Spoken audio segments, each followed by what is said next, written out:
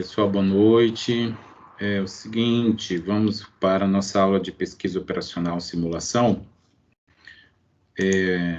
Essa vai ser uma gravação razoavelmente curta, tá bom? Até porque eu ainda estou doente, tô com meu olho, tá? Meu olho esquerdo aqui, ó, tá inflamado, tá?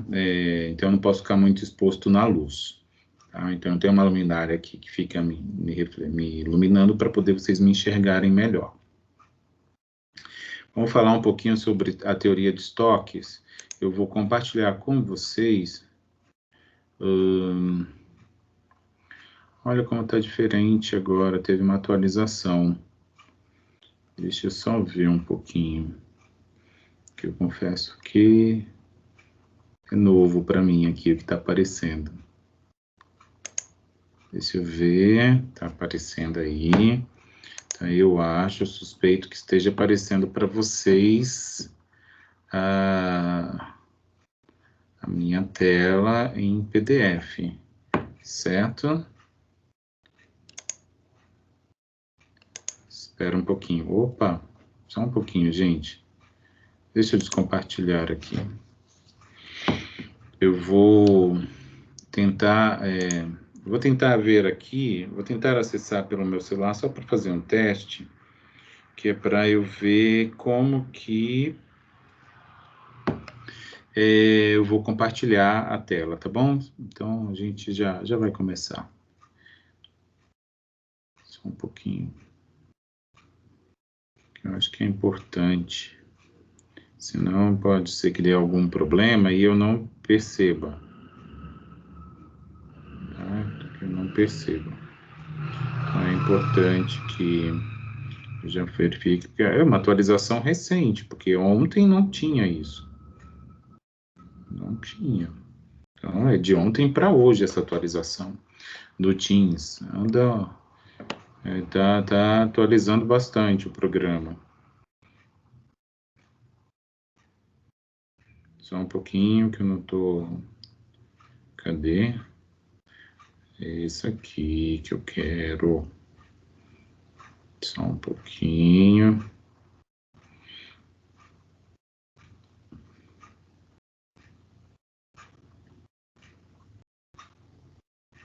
O celular não está muito também contribuindo muito, mas parece que acessou aqui.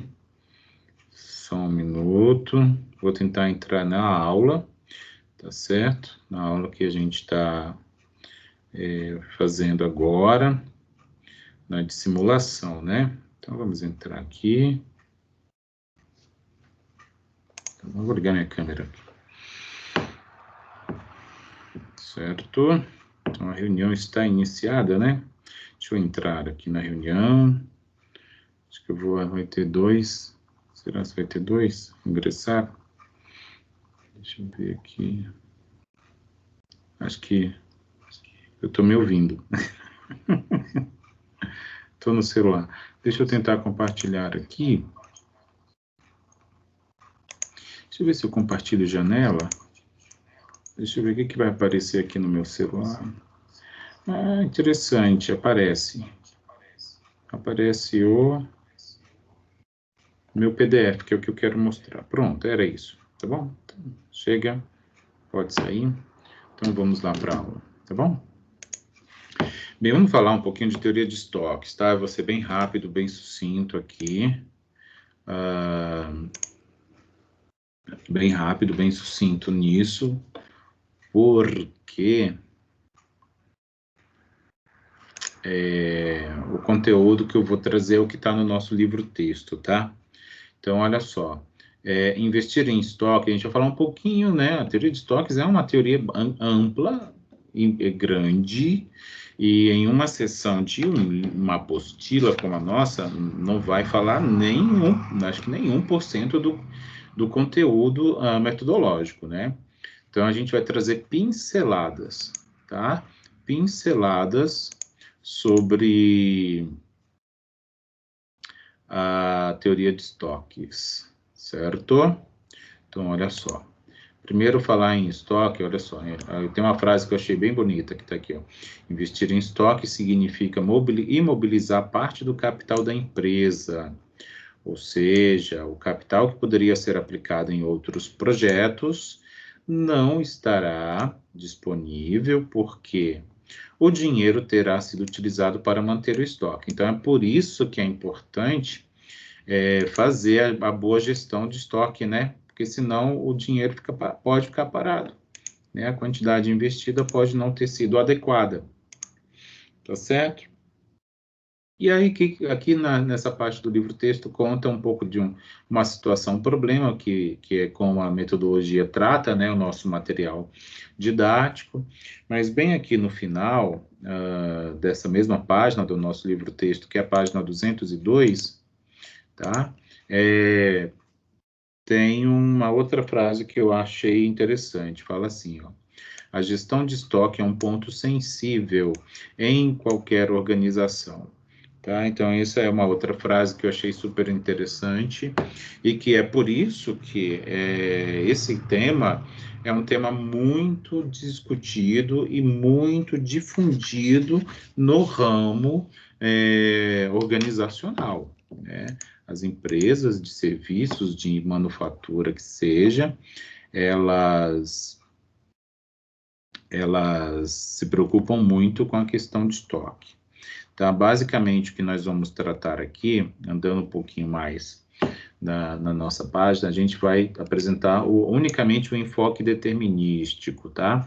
Vai ter um pedacinho ali mais à frente que vocês logo verão, que vai ter o enfoque, um pouquinho do enfoque probabilístico. Então, tratar a gestão de estoques tratar dessas duas formas, tá? Ter um olhar dito determinístico, tá?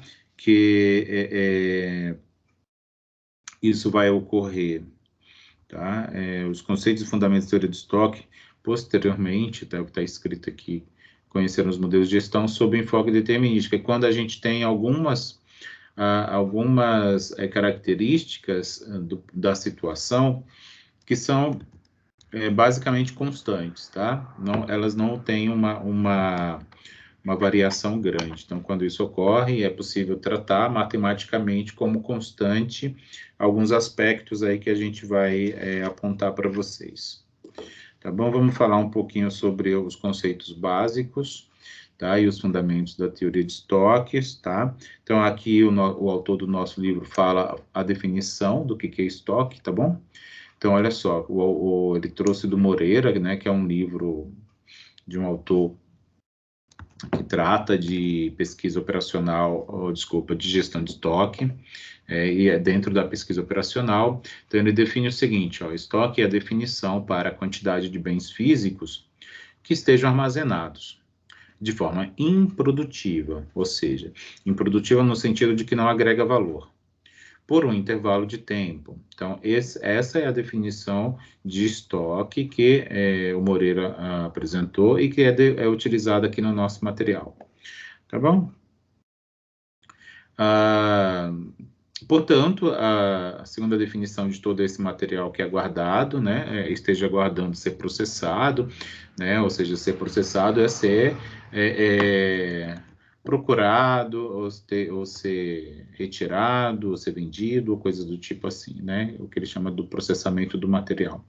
E esse material, vamos entender como sendo matérias-primas, insumos em empresas manufatureiras, né. Então, vamos tratar aqui alguns aspectos, apresentar aqui alguns aspectos trazidos por esse autor, acho que é Barlow, não sei bem o nome dele. Tá? Diz assim, ó, a manutenção de estoque se justifica por algumas razões, que aí ele apresenta aqui. Tá? Então, vamos começar a falar um pouco da melhoria do nível de serviço ofertado ao cliente. Isso está relacionado com que seja possível fazer uma entrega rápida, né, ao cliente. Isso vai aumentar a satisfação dele e vai possibilitar facilidades para os departamentos de vendas, por exemplo. Tá? Outro aspecto é o incentivo de economia na produção. O estoque ele vai funcionar como sendo um amortecedor. Tá? entre oferta e demanda. Isso vai permitir produção um tanto mais regular, né, ou constante. Ou seja, não vai ter muita oscilação nas vendas.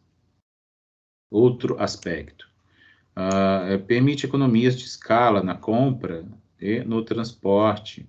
O que isso quer dizer? Aquisições em volumes maiores vão possibilitar descontos maiores, né? Ou descontos, caso eles não existissem dentro do processo de negociação anteriormente, tá? O preço do frete também certamente vai sofrer um impacto, né, de certa forma, de redução no seu valor. Por quê? Porque quanto maior o volume do material adquirido, né, isso vai garantir que o veículo transportador atinja a sua capacidade volumétrica, né, e com isso, de certa forma, né, a transportadora ganha, né, e ela ganhando, ela pode acrescentar aí um desconto, né, para o cliente, né, no caso, o fornecedor vai dar um desconto para o cliente. Ação, né, como proteção contra aumento de preço, também estoques, a manutenção de estoques pode agir sobre isso, né, ou seja, bens que são comprados, eles estarão sujeitos, obviamente, a uma flutuação de preço no mercado, né? Por exemplo, aqui o nosso autor fala sobre o material comprado no exterior, cujo preço, né, em geral, é negociado em moeda estrangeira, e essa moeda estrangeira, em geral, é o dólar americano. Outro aspecto, né, para a gestão da manutenção de estoques. Protege a empresa de incertezas em relação à demanda e ao tempo de suprimento. Então, o que isso quer dizer? A previsão da demanda vai estar sujeita a oscilações, né, como é o natural da vida, né? O tempo de ressuprimento, né, ou seja, até o pedido ser feito, até ele ser atendido, que é justamente esse tempo de ressuprimento aí, que mais para frente a gente vai ver que é conhecido como lead time, né, ele pode sofrer atrasos por muitas razões, né, uma série de processos que não estão sob o controle de quem está envolvido com a situação. E para se proteger delas, né, e garantir com que não se tenha indisponibilidade de produtos, as empresas vão manter um estoque dito adicional, tá? Isso vai ser conhecido mais para frente na teoria da gestão de estoque como estoque de segurança, tá bom? Outro item importante aqui na gestão, na manutenção de estoques, a segurança contra contingências. O que isso quer dizer? Os estoques também, né, poderão garantir o fornecimento de produtos em caso de greves, ou outros tipos de paralisações, ou outros imprevistos, né, o que ele chama aqui de contingências, né, acidentes, incêndios, inundações, ou outros quaisquer, né, e quando você tem uma certa folga, né, é possível atender a demanda nesses períodos aí adversos. Dentre outros, né? Esses são os que são apresentados aí pelo autor do nosso material, tá bom? Bem,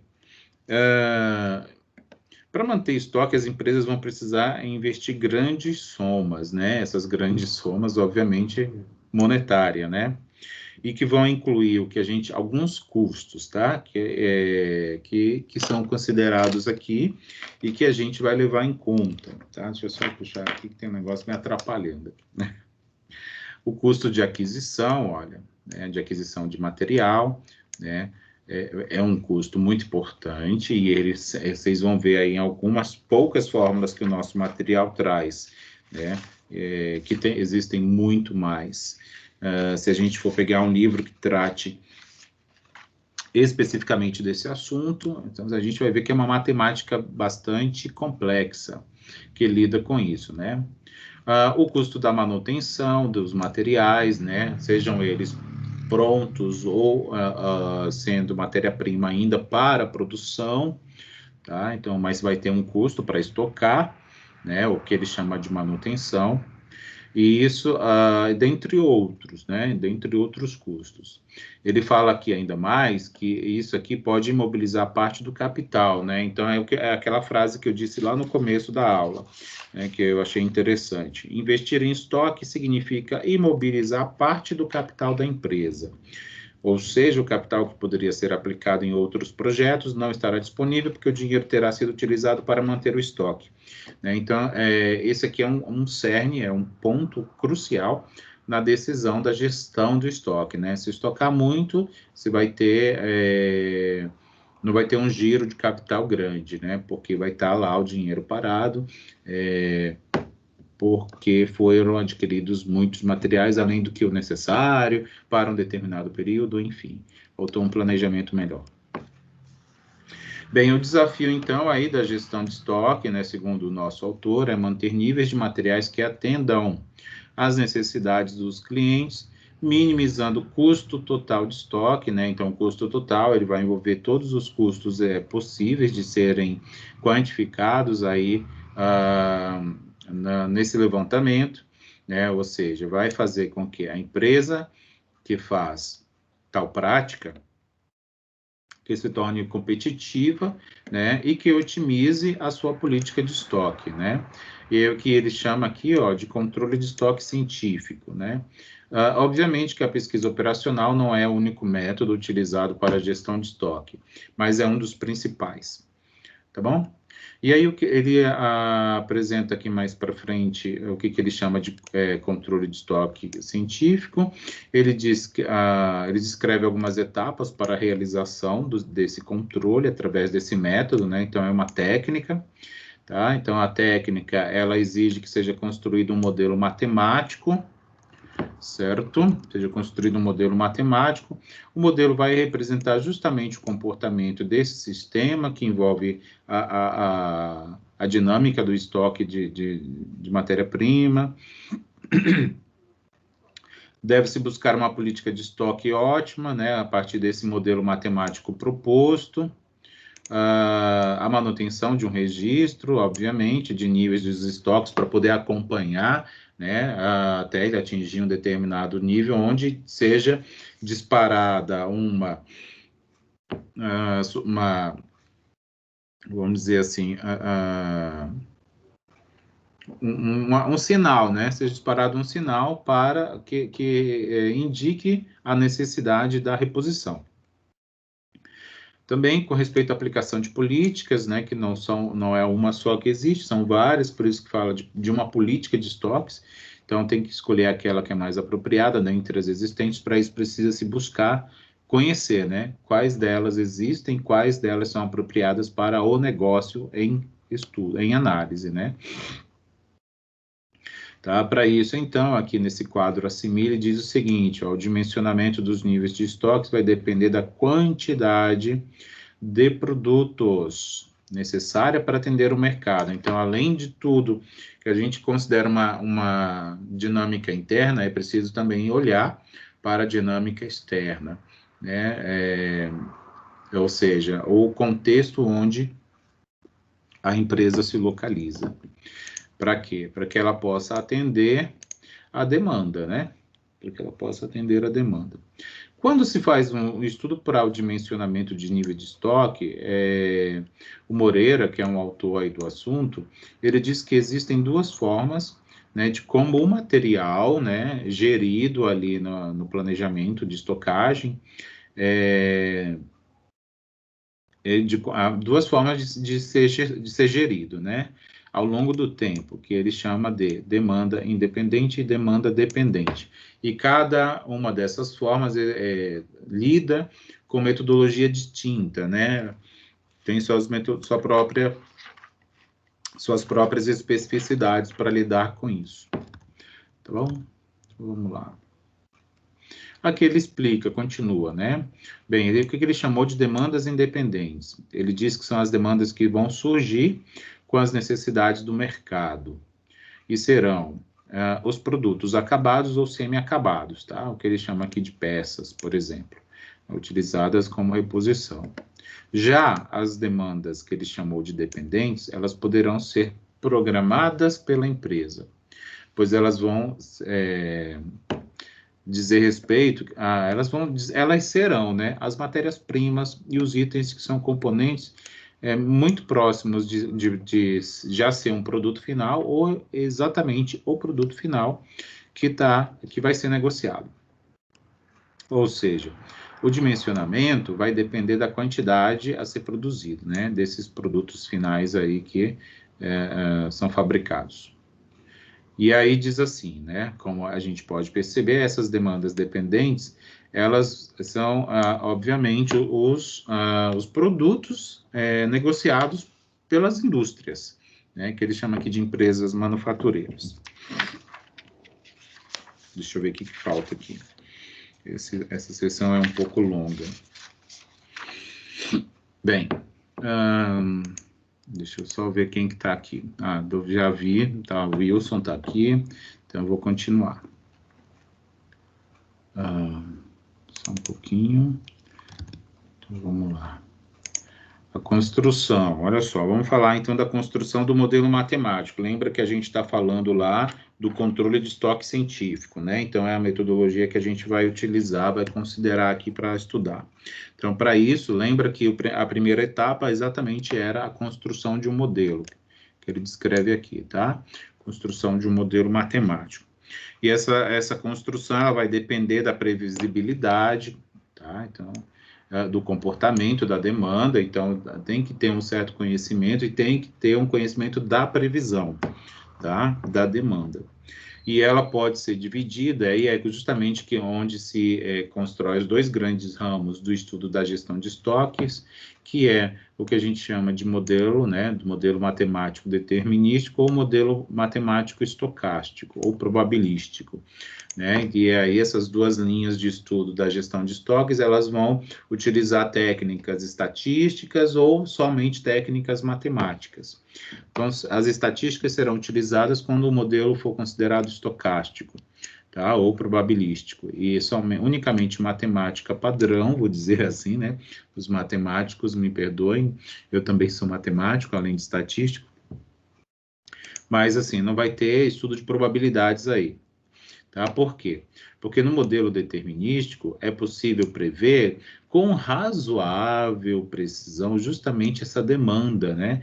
Que ela não está variando de forma aleatória, né? Então, ela tem um comportamento conhecido, então é fácil fazer a previsão dela, é isso, tá? O caso contrário é para o estocástico. A demanda ela vai ser tratada como uma variável aleatória porque o seu comportamento, ele é, de certa forma, conhecido, no entanto, não se sabe o que resultará num momento do tempo posterior. Como eu disse aqui, o nosso material, ele lida unicamente com o que ele chama de modelo determinísticos, certo? Então, vamos lá. Vamos falar um pouco das componentes do modelo de estoque, que é o que está aí, na tela, né? Então, diz o seguinte, existem 3 classes, tá? Que ele chama de custos, tá? Classes de custos, e essas classes de custos, elas vão influenciar diretamente o que ele chama de lucratividade da empresa, né? De acordo com esse autor aqui, que é de 2007. Essas classes são, a primeira delas é justamente o custo de aquisição ou de encomenda, que a gente até falou um pouco antes aí. A segunda classe é o custo de manutenção e a terceira é o custo de falta de estoque ou custo por escassez, que também é um custo a ser considerado. Então, vamos falar um pouquinho aqui do custo de aquisição, depois a gente fala dos outros dois, tá? De forma breve, né? Como está aí no nosso material. Então, diz o seguinte, custo de aquisição, né? Eles são custos relativos à reposição do estoque, são os mais elevados, né, considerados na composição do custo de custos totais, o que os torna fatores limitantes na relação da aquisição das quantidades de itens, né, de itens a serem estocados. Esses custos, eles poderão ser incluídos no preço, obviamente, de aquisição, né, quando a gente fala das empresas comerciais, ou eles no custo da produção, né, da fabricação, quando a gente estiver falando da indústria. Mas aí esse custo também leva em conta o custo do setup, né? Ou seja, o custo da preparação do processo de produção, porque isso também, de certa forma, tem um investimento, né? O que mais? O custo do processamento do pedido, pelos departamentos de compra, de contabilidade da empresa, o custo da transmissão do pedido, né? Que vai do comprador para o fornecedor, né? O transporte, obviamente, e também qualquer manuseio, que ele chama, né, de manuseio ou processamento dos produtos no ponto de recepção. Então, os custos residuais aí que envolvam essas situações aí do manuseio, né, ou seja, uma mudança de local, coisa do tipo assim. Enfim, vai ter um custo, porque no mínimo vai mobilizar mão de obra, né, e mão de obra tem custo. O custo de aquisição, de uma maneira bem simples, assim, na forma determinística, como o autor do nosso livro-texto lida, é possível ser calculado com essa fórmula matemática muito básica, tá? Mas eu confesso para vocês que ela tem essa fórmula, da maneira como ela está apresentada aqui, ela tem um problema. Eu não queria usar essa palavra, mas ela tem. Vou já apresentar para vocês. Tem o autor, né? Certamente é possível ver que não foram essa fórmula não foi escrita por um matemático, por exemplo. Mas vamos falar. O custo de aquisição, ele vai ser representado por uma letra Q minúscula, tá? E de uma quantidade, desculpa, a quantidade, o custo da aquisição de uma quantidade, e ele vai ser representado por C com o argumento Q, né? Um C de Q. E aí, esse custo de aquisição, ele vai ter essa fórmula matemática aqui. Tá? C de Q vai ser um K maiúsculo mais Czinho vezes Qzinho. O que é isso? Sabe qual é o problema dessa fórmula aí? Vejam só, tem um C aqui e tem um outro C ali. Eu suspeito que esse C tinha que ser, eu não consigo desenhar, né, aqui. Eu acho que não. Será? Deixa eu ver.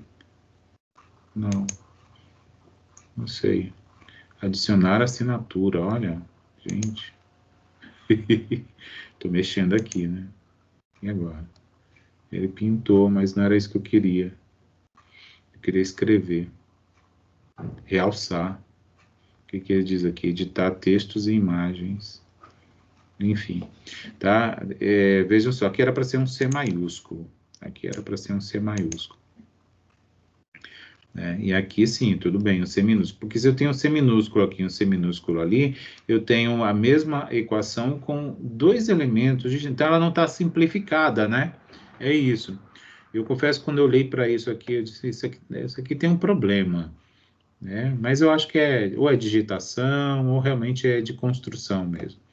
Mas vejam só, quem é K? Esse K maiúsculo que está aqui. Ele é a soma de todos os custos, quer dizer, dos custos de preparação, né, que é a do setup, do processamento, que é basicamente isso também, né? Não, desculpa, é do processamento de pedidos, né? Esse processamento aí. Da transmissão, né? Da solicitação de aquisição, do transporte do pedido e também do custo do manuseio, que é aquele que eu chamei de residual agora há pouco. Tá? Então, é basicamente todos os custos de aquisição, né? Basicamente. Só que aí tem que entrar também a quantidade, né? A informação da quantidade a ser adquirida e o custo unitário desses elementos que estão sendo, desses itens que estão sendo adquiridos. Quando a gente considera essas informações, né, quantitativamente, a gente consegue ter, então, o custo de aquisição, tá? Outro custo importante como sendo um componente do modelo, né, modelo matemático aí para o estoque científico, né, o controle de estoque científico, é o custo de manutenção, tá? Basicamente, eles vão envolver o custo de armazenamento, né, ou seja, de manter o armazenamento, né, e aí, nesse momento, o espaço físico, obviamente, né, pode ser locado ou próprio, mas de qualquer forma vai ter um custo, né, o custo com energia elétrica, água, manutenção das próprias instalações, segurança patrimonial, né, para vigiar, para não haver roubo, furto, coisas do tipo assim, manutenção de máquinas, equipamentos auxiliares para movimentação desses itens, né, estocados. Esses custos de manutenção, eles também contemplarão o que ele chama de custo de capital, tá? Que mais aqui? Deixa eu ver. Bem, os materiais que serão adquiridos, eles vão somar, obviamente, uma importância, né, monetária, enfim, essa parte não precisa a gente ler, não, tá? Mas deixa eu ver. Acho que eu já comentei tudo que era precisado. Ah, sim, aqui, ó, isso aqui é importante. E os custos de manutenção, eles também serão chamados de custos dos serviços de estocagem, tá? Então, quando vocês virem aí nos materiais que tratam da gestão de estoques, os custos de manutenção também poderão ser descritos com essa nomenclatura aqui. Custo dos serviços de estocagem, certo? Por fim, os custos de riscos de estocagem vão levar em consideração todas as providências que serão tomadas em algum momento por conta da perda, por deterioração, contaminação, ruína, outra situação. Então, é a manutenção, né? É a manutenção. Para que não se perca o estoque, então tem que mantê-lo num local apropriado, da forma apropriada e assim sucessivamente, para que não seja perdido o investimento feito na estocagem daqueles produtos, né? E, por fim, o último tipo de custo que está sendo considerado, né, no modelo de estoque do tipo determinístico, deixa eu só dar uma olhadinha aqui, tá? É o custo da falta de estoque, né? Então, faltar também material é um problema, né? E isso também vai ter um custo, de certa forma, né? Aqui, ó, o que ele fala. Quando o pedido não puder ser atendido por falta de material no estoque, isso poderá gerar dois tipos de custos, tá? O que ele chama de custo da venda perdida, vamos já falar sobre ele, né? E o custo de pedidos atrasados, tá? Então, vamos lá. Como a reação do cliente diante da situação é intangível, ou seja, a gente não sabe como o cliente vai reagir, né? Seja ele uma empresa ou seja ele uma pessoa física, né? Não dá para mensurar, porque a gente não tem ideia de como o cliente reagirá. Aí ele fala assim, o cálculo exato se torna difícil, ou seja, o impacto, né? Ele vai ser difícil de ser medido. Veja lá, o custo da venda perdida, que a gente está falando de dois tipos aqui, né? A venda perdida e o pedido atrasado. Ele vai ser igual ao lucro que a empresa deixará de ter pelo cancelamento do pedido por falta de estoque. Então, aquilo que ele poderia ter vendido, ter ganho ao vender um item, ou um produto, ou um lote, vai ser justamente o custo, né? O que ele poderia ter ganho, aquilo já não vai ser mais um montante ganho, vai ser exatamente transformado num custo perdido, né? Um custo que ele vai ter que arcar porque ele não tinha estoque suficiente para atender uma demanda. Porque vai ter que cancelar, né?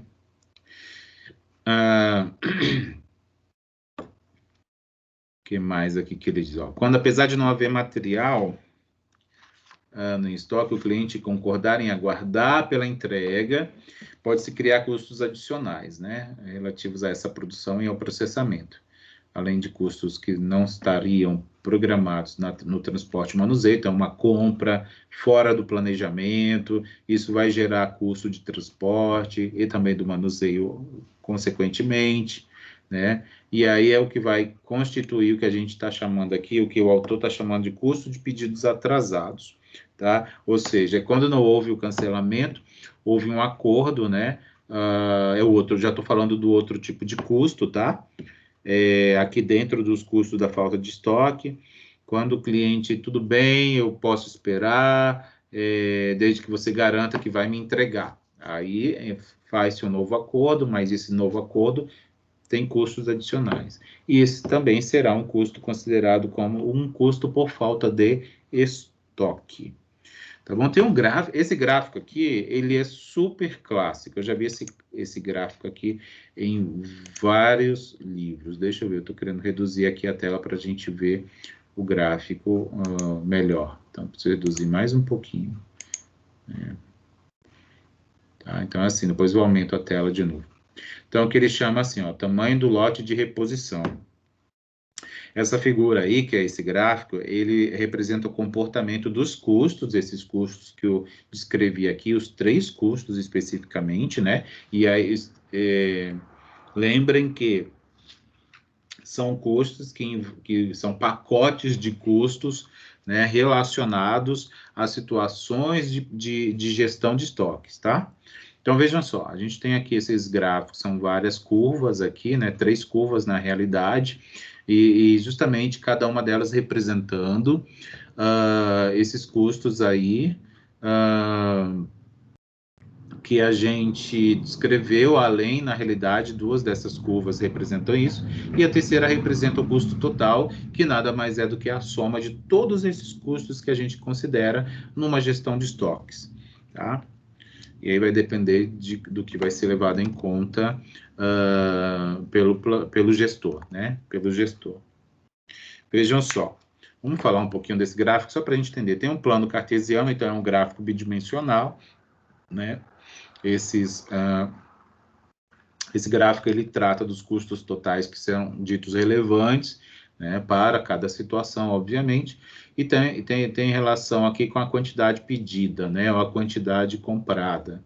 E aí tem aqui, ó, vamos supor, a curva aqui, ó, de custos totais, ela vai decrescer conforme aumenta aqui, ó, a quantidade, ela vai decrescer, mas ela vai chegar num ponto aqui, olha, que a gente chama de inflexão, né? Como a gente vê lá no cálculo diferencial, é justamente por isso que a gente estuda aquilo. Inflexão é quando ela muda de direção, né? Ele vem, ó, meio parabólico aqui, né? O aspecto dessa curva. Então, chega num ponto aqui, é um nível crítico, né? Mais ou menos, que ele chama de Q estrela, que é a quantidade pedida, acho que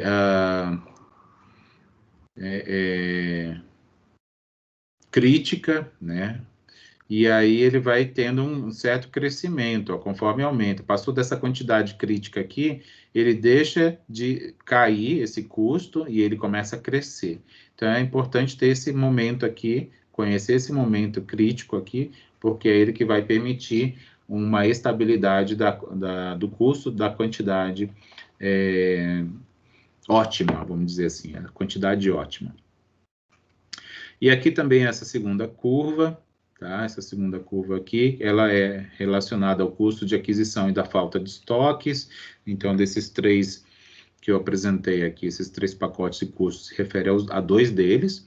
Então, perceba que o custo ele só decresce, né? Esse custo aqui, tá? Esse custo total, onde esse custo se refere a esses custos aqui. Eles vão reduzindo conforme a quantidade adquirida aumenta. Então, vai aumentando a quantidade e o custo vai caindo. Ó. Então, é um decaimento exponencial, se eu não me engano, né? E aí tem aqui, ó, essa reta. Olha só, essa reta refere-se ao custo de manutenção. Quando aumenta a quantidade demandada, né, ou pedida, o custo também aumenta, tá? Então, isso causa, assim, essa reta diagonal. Então, isso, é dessa forma que a gente interpreta um gráfico como esse aí, que trata desses custos, tá bom? Vamos aumentar agora aqui de novo, tá? Bem, quando a gente trata estoques relacionado a uma quantidade grande de itens a serem controlados, tá? Desde pequenos itens que sejam, né, ou itens de pouco valor, até itens de valores muito altos, né? Pode-se fazer esse controle dessa gestão mista ou múltipla ou complexa, né, ou multinível também, por uma ferramenta chamada de classificação ABC de estoques. Tá? Aí aqui o nosso livro ele mostra aqui um link do YouTube que tem um vídeo que ele sugere que vocês assistam, então eu vou deixar aí por conta de vocês para assistirem, tá? Não vou mostrar aqui não. Vamos falar um pouquinho desse tipo de modelagem aí, tá? Dentro dos modelos determinísticos, tá? Dentro dos modelos determinísticos tem esse aí que chama de modelo de revisão contínua, tá? Lembra que a gente está falando de modelos matemáticos, né, que tratam da gestão de estoques, aí ele chamou aquilo lá de controle de estoque científico, né, porque faz uso de ferramentas de metodologia científica, tá? Que são modelos matemáticos. No fim das contas, é isso. E aí ele fala um pouquinho, né, sobre, ele vai contextualizar onde esses modelos são adequados. São adequados em mercados com pouca flutuação de demanda, as quais poderão ser consideradas como constantes. Então, demanda constante, né, mercado que possui demanda constante, pode fazer a sua gestão de estoque. Deixa eu me ajeitar aqui. A sua gestão de estoque com esse modelo matemático aqui, que é um modelo determinístico de revisão contínua, tá bom? Nesses casos aí, então, o controle de estoques vai depender essencialmente da quantidade que será reposta, aqui está resposta, né? Mas é reposta, tá? Da quantidade que vai ser reposta, então, assim, o pedido, né, que se faz. Vai depender unicamente disso. E, obviamente, dos intervalos de reposição. Então, quanto maior esse intervalo, vai ter um impacto. Quanto menor, também vai ter um outro impacto. Bem, para os casos em que os pedidos de reposição poderão ser atendidos imediatamente e na sua totalidade, eu preciso de tanto. Então, esse tanto é atendido de imediato. Vamos considerar esse imediato como sendo um intervalo de tempo razoável, que não demore muito, né? Então, ele vai considerar um modelo, dentro desse modelo determinístico de revisão contínua, um tipo de submodelo, vamos dizer assim, que ele chama de lote econômico de compras. Aqui, ó. Talvez você já tenha ouvido falar, né, no lote econômico de compras, que aí tem essa sigla EOQ, que é a sigla em inglês, tá? Que é o EOQ, ele vem de Economic Order Quantity, tá? A quantidade pedida econômica. Assim, a tradução grosseira, né? A fórmula, então, esse modelo é uma fórmula, tá? É uma fórmula matemática. A fórmula básica do lote econômico de compra, ela é desenvolvida com o cálculo do custo total, né? E vai considerar os custos de aquisição e manutenção, e é dada por essa equação que está aqui apresentada para vocês.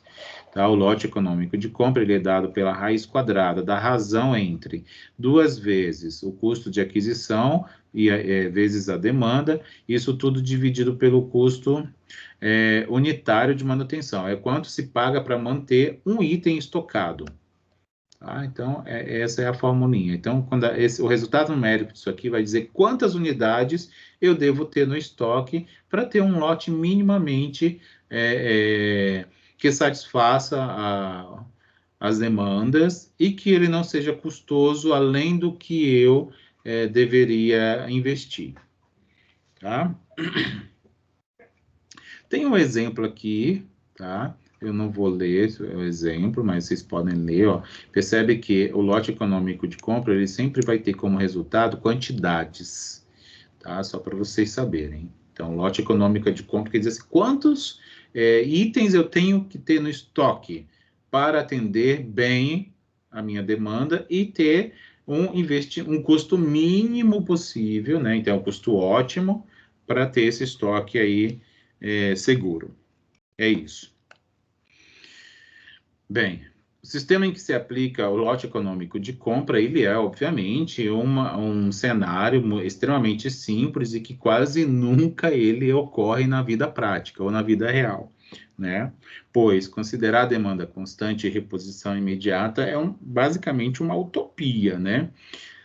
Assim, óbvio que a qualidade, né, a gestão dos processos, ela é feita mais do que nunca aí, com um monte de ferramenta ágil, né, para agilizar os processos, justamente para atender de forma dinâmica aos pedidos e ter ganho com isso, né, e ganho financeiro principalmente. Mas a gente sabe que nem tudo está sob controle, né? Enfim, mas isso, mesmo assim, isso é muito válido na gestão de estoques, tá bom? Bem, quando ocorrerem variação nas taxas de consumo e também no tempo de espera, ocorrerão variantes, tá? Novas variantes, ou seja, novos submodelos desses modelos de revisão contínua, tá? Então, vamos lá. Em qualquer cenário, serão, então, aspectos ou características dessa modelagem, ainda considerando o lote econômico de compra, né, que são essas duas aqui principais trazidas. Diz o seguinte: o estoque do item ele vai ser controlado continuamente, e quando o nível estiver em uma quantidade assim crítica, né, que ele chama de estoque baixo, pré-determinada, obviamente, no planejamento da gestão de estoque, que ele vai ter um nome de ponto de reposição, que é o ressuprimento, vai ser emitida uma ordem de compra, né? Uma ordem de compra. Então, sempre que chegar o estoque atingir um determinado nível, o sistema deve disparar e sinalizar para os seus gestores, né? A equipe envolvida na gestão, que deve fazer a reposição. É isso. 2. A quantidade a ser comprada sempre será constante. Então, dentro desse modelo que eu estou apresentando aqui para vocês, a aquisição sempre vai ser na mesma quantidade, tá? E aí a gente vai ver aquele gráfico, talvez você já tenha visto, o do dente de serra, né? Que é um gráfico super clássico aí na gestão de estoques. Justamente ele tem aquele formato por causa disso aqui, ó, da quantidade adquirida ser constante. E aí, esse ponto de reposição que eu comentei com vocês, que é o gatilho para disparar a ordem de compra, ele vai ser dimensionado de forma que ele permita que o consumo do que está em estoque possa ser feito, enquanto se espera a entrega do pedido, né? Disparou a ordem de compra, mas para isso precisa de tempo para ser entregue, né? O produto, né? O que se pediu. E aí, esse tempo entre o pedido e a entrega é o que a gente chama de lead time, né? Que é o prazo de entrega, que está aqui, ó. Prazo de entrega, o lead time. E aí, então, como que se calcula esse ponto de reposição, né? Para chegar lá num ponto e aí saber que até fazer a ordem de compra e até ele ser entregue, né? Para que não haja ausência de estoque, né? Ele é calculado por essa forma. Esse D é a demanda, tá? D vezes o lead time, ou o prazo de entrega. E aí isso vai dar um resultado numérico que vai nos mostrar justamente esse ponto aí, onde a reposição deve ser iniciada. Ó, a figura 4.4, que está aí no material, que eu vou já mostrar aqui, ó. Tá aqui, ó o dente de serra, tá? Esse aqui que é o dente de serra. É o que ele chama de gráfico para o modelo de revisão contínua, que é o que a gente está lidando aqui, tá bom? Deixa eu só ver mais uma vez aqui. Então, olha só, esse gráfico é a quantidade, né, relacionada à quantidade e o tempo. Aqui no eixo horizontal é tempo. Então, você tem lá uma quantidade no estoque, e aí ele vai reduzindo, porque ele vai atendendo pedidos, né? Vai. Aí ele chegou no determinado patamar aqui, ó, é justamente que é o nível do HOP, né, que é o nível de reposição. Ele diz aqui, para esse exemplo específico, que ele é 22, né, então 22 peças, 22 quantidades de alguma matéria-prima que seja, e aí é onde é disparado o pedido, né, o pedido é disparado, e aí beleza, o pedido foi encaminhado, está sendo preparado para entregue, e aí o estoque vai caindo, né? Estoque vai caindo, e aí quando ele chega aqui no que ele chama de nível 0, né, é quando o pedido é recebido.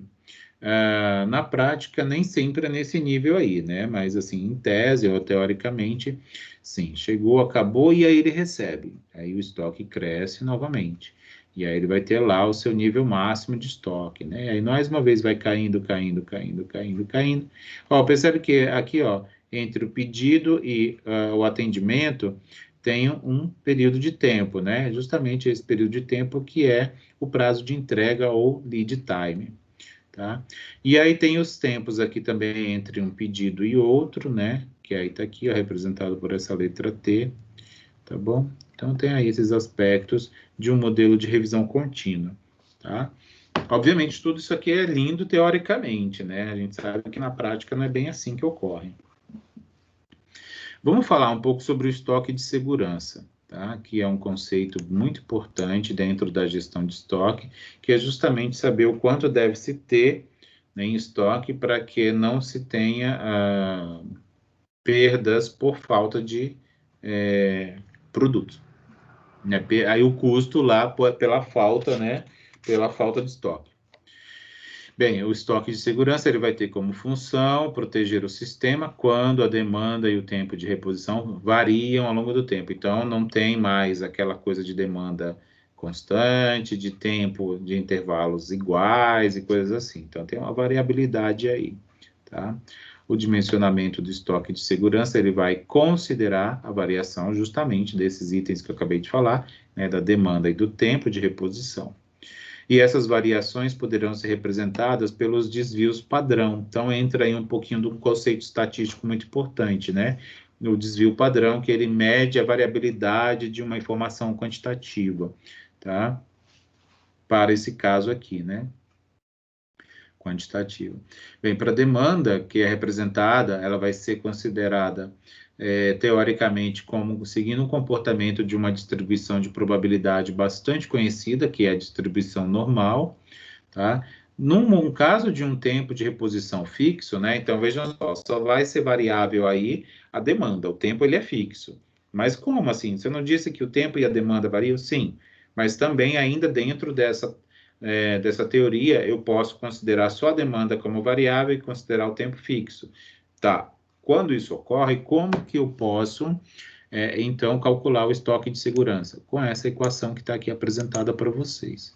Tá? O estoque de segurança ele vai ser calculado por essa fórmula matemática que está aqui. Ó. O estoque de segurança ele vai ser igual a Z vezes o sigma da demanda vezes a raiz quadrada do lead time. O que é isso? O Z é um percentil lá da distribuição normal padrão, então vai ser um valor numérico da distribuição normal, que vai ser obtido lá de acordo com o nível de serviço desejado, e isso lá nos livros de administração da produção, ele mostra com mais detalhes. O sigma de D é o desvio padrão da demanda, porque a demanda ela é variável aqui, no caso, né? Então, a gente mede pelo desvio padrão. E o LT, que é o lead time, é justamente o tempo de reposição. Para esse caso aqui, a gente está considerando ele como fixo. Quando a gente considera o tempo também possivelmente variável, a gente já vai calcular o estoque de segurança por essa outra equação que está aqui apresentada, tá? Que está aqui apresentada. Estoque de segurança é o Z vezes. Aí é uma fórmula um pouquinho mais complexa, mas a gente vai ter dois desvios padrão ou duas variâncias, ó. Uma para demanda e uma para o tempo de reposição, né? Ou lead time. Esse LT barra aqui, ó, é a média do tempo de reposição. Então, é variável, mas a gente obtém uma média para ter uma medida aqui única. Também aqui, ó, o quadrado da demanda média, né? Então, pega a demanda, né, de um período, né? Obviamente, quando a gente está falando de média, a gente não está considerando um único momento no tempo, tá? A gente tem que levar em conta um período maior, tá? Meses, semanas, dias, se esse estoque, né, ele é reposto ou ele é avaliado periodicamente com respeito a essas unidades de tempo. E aí, o ponto de reposição, né, que a gente está ainda dentro do modelo de revisão contínua, ele vai ser calculado de acordo com essa equação que está aqui. Lembra que antes era só a demanda vezes o tempo de reposição? Mas agora, quando a gente considera o estoque de segurança, ele entra aqui também nesse cálculo, tá? Ainda dentro da modelagem determinística, deixa eu só olhar aqui se eu não estou correndo demais, né, com o conteúdo. Ainda dentro da modelagem determinística, a gente tem o de revisão periódica, até agora não é mais revisão contínua, né? Agora é revisão periódica, e vamos ver as especificidades desse tipo de modelo determinístico. Ele fala o seguinte: no modelo de revisão periódica, o controle da quantidade de materiais em estoque ele é feito em intervalos de tempos regulares. Tá, e aí tudo bem. Que também é lá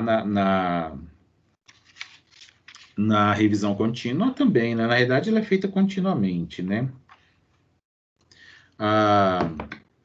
Além dos intervalos regulares de verificação, o modelo tem algumas características, que são essas aqui trazidas, tá? Ó, a quantidade a ser pedida corresponde à diferença entre o estoque máximo pré-determinado e a quantidade que está em estoque no momento dessa avaliação. Em outras palavras, no modelo de revisão periódica, calcula-se uma quantidade máxima de estoque de cada material, é o quanto é possível, eu tenho capacidade ou mesmo capacidade física, né, de manter esse estoque para cada material considerado. Cadê? Eu perdi aqui. Capacidade máxima, né? Tá aqui. E a quantidade de estoque. O modelo de revisão calcula-se a quantidade máxima de estoque de cada material em intervalo de tempos irregulares, e aí levanta-se a quantidade disponível em estoque. E aí, sim, é feito pedido, né? Porque depois dessa avaliação aí. Para quê? Para se atingir uma quantidade máxima pré-definida, né? O quanto que eu quero ter, no máximo, estocado. Esse nível máximo, ele vai considerar uma quantidade necessária para cobrir o período, né? Então, é uma estocagem que a gente, pelo planejamento, sabe que vai estar à disposição dentro de um determinado período. Até a próxima inspeção, né? Ou seja, a avaliação, quanto que é o máximo e quanto que eu tenho, para saber se eu tenho que produzir uma ordem de compra, né? Até o tempo de chegada, porque a gente tem que sempre levar em consideração esse lead time, né? Porque o pedido, tudo bem que a gente está pensando que o atendimento vai ser imediato, mas esse imediato, assim, na prática, não é tão imediato assim, né? Podemos perceber, então, que nesse modelo a quantidade de pedido vai variar de acordo com a oscilação dessa demanda da análise, né? O máximo que eu tenho em estoque. Então, isso aí vai oscilar, tá? E aí, graficamente, isso é visto desta maneira, tá? Então, vejam só, aqui, ó, onde tem esse Q1, justamente feita a avaliação. Aí tem lá o nível de estoque, e aqui esse M é o máximo, e aí tem essa diferença aqui, tá? E essa diferença dispara um pedido na ordem de compra, né? Então, percebe que essa ordem de compra até o pedido recebido tem um tempo aqui, né? Ó, correndo aqui, ó, um tempo na linha, nesse eixo horizontal aqui, tem um tempo correndo. E esse tempo é o prazo de entrega, que é o lead time. E aí, de um pedido para outro, também tem uma medida, né? Que é o T aqui, tá? Que é o T. E aí é assim que a gente vê, ó, um gráfico na forma de escada, mais ou menos, né? Com essas colunas superpostas aí, sobrepostas, né? Coladinhas aí, tá? Coladinhas. Deixa eu ver o que mais. E por fim, gente, assim, só para... Deixa eu ver se esse é o último mesmo. Tem esse aqui, não vou entrar em detalhes, mas o que ele chama de modelo determinístico de estoque multinível. Tá? É quando a gente tem vários... quando a gente tem... Eu esqueci o termo, a palavra, mas quando a gente tem uma série de estoques, como eu posso dizer, uma cadeia, é isso, uma cadeia de estoques. Não tem pensando num ambiente único de estocagem, mas quando a gente tem uma cadeia envolvendo desde a indústria até centros de distribuição, desculpa,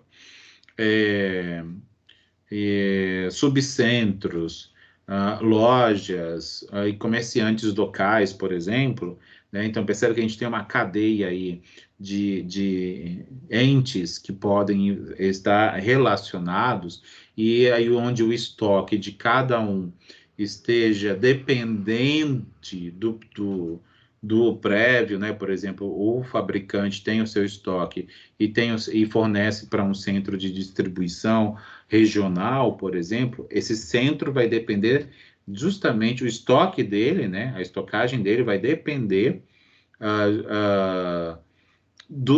da indústria, né? Da indústria que produz aquilo que quer. Isso é muito mais real, né? Esse tipo de modelagem dita estoque multinível é muito mais real, porque existem as cadeias, né? Inclusive tem lá as cadeias de suprimento, né? Que também tem muita relação com o que eu estou trazendo aqui, né? E com a vida real, né? De fato. E aí tem uma matemática aí por detrás, tá? O nosso autor nem apresenta, ó. Ele mostra esquematicamente aqui um gráfico para mostrar justamente esses entes aí relacionados, né? O fornecedor, o armazém, que é o centro de distribuição, e aí tem os outros entes aqui, que são os varejistas, que ele chama, né? E aí os estoques de cada momento aqui depende justamente do anterior, do prévio, tá? E aí, deixa eu ver o que mais. E aí ele apresenta um outro gráfico aqui também, justamente avaliando o estoque de um, aí o estoque do outro, como que eles dependem aqui, tá? Não vou detalhar isso não, mas tem aqui o último deles lá, né? Acaba caindo num gráfico do dente de serra, né? Porque a gente ainda está dentro do modelo determinístico. E aí, quando a gente pega esse multinível e vai afunilando, afunilando, afunilando, afunilando, até chegar em um ente só, é possível que a gente enxergue um comportamento do processo, né, da manutenção do estoque, como tendo um comportamento similar ou igual a esse do dente de serra. Tá certo? E é isso, né? Eu não preparei slide porque confesso que eu tive dias difíceis de doença e ainda estou doente, né? Tô com meu olho inflamado aqui, por isso que eu estou até um pouco correndo. Bem, é possível fazer simulações, tá? Por isso que esse conteúdo está dentro da disciplina de simulação, porque é possível avaliar cenários, faz planejamentos, e com esses planejamentos é possível, antes de implementar a ideia, fazer simulação para verificar como que vai se comportar a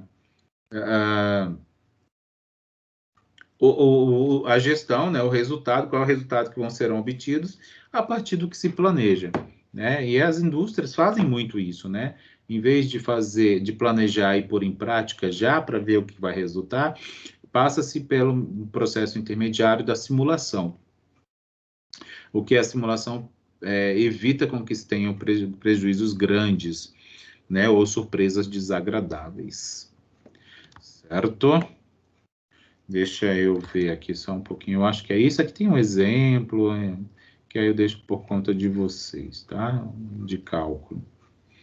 Isso aqui é legal. Esse exemplo aqui eu, inclusive, já apresentei em uma aula anterior que eu tive sobre gestão de estoques. Ele está num livro de administração da produção. Ele dá para entender direitinho aqui, ó, o estoque de segurança, quando eu tenho a demanda e o tempo de atendimento também sendo aleatórios. E aí você vai ter o ponto de reposição e tal, coisas do tipo assim. Certo? Então é isso. Deixa eu parar a gravação aqui.